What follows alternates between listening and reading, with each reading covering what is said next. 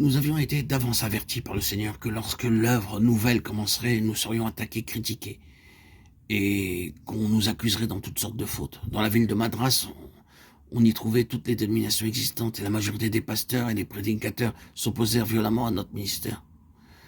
Je vous dis ces choses et je les partage avec vous, pour que vous sachiez que si vous avez vraiment dans votre cœur l'intention d'obéir pleinement à la parole et à la volonté du Seigneur, vous aurez alors à subir les attaques, les oppositions de beaucoup de gens qui se recommandent du Seigneur.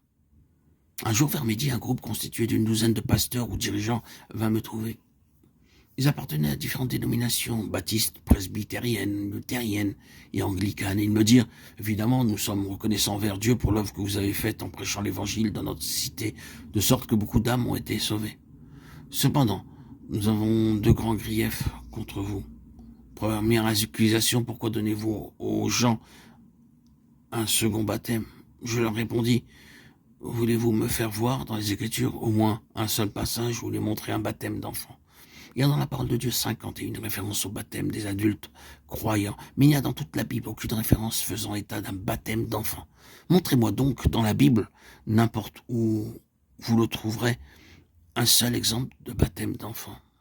Ils me répondirent alors, nos grands-pères qui étaient des hommes pieux et craignant Dieu baptisaient toujours les petits-enfants.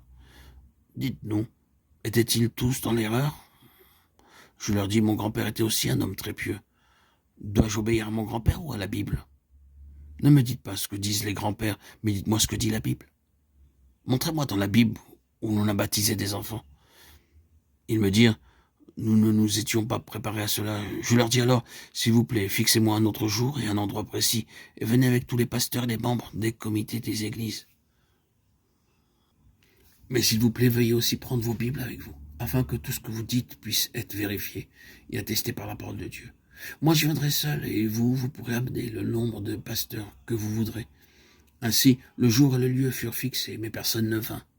Second grief qu'ils m'adressèrent, pourquoi faites-vous la fraction du pain le dimanche alors que nous avons la Sainte Communion? Je répondis, qui m'a appelé au service de Dieu? Aucun de vous ne m'a appelé au service du Seigneur. C'est le Seigneur Jésus-Christ qui m'a appelé à son service. À qui dois-je alors obéir? À lui ou à vous? Il m'a appelé, il est mon Seigneur, il est mon Maître, et c'est à lui que je veux obéir. Montrez-moi dans votre Bible si ce que je fais est contraire à la parole de Dieu. Et ils restèrent sans réponse. Ensuite, ils me dirent encore, pourquoi avez-vous vos réunions, vos cultes du dimanche matin aux mêmes heures que nous?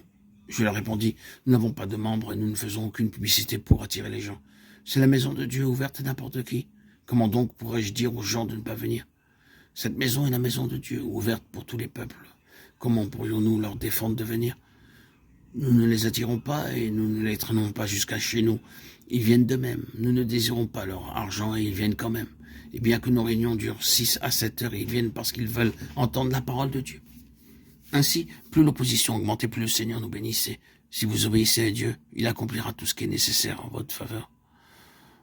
Nous eûmes à subir à cette époque les oppositions et les persécutions de tous les pasteurs, des missionnaires et des chefs évangéliques de toute la cité.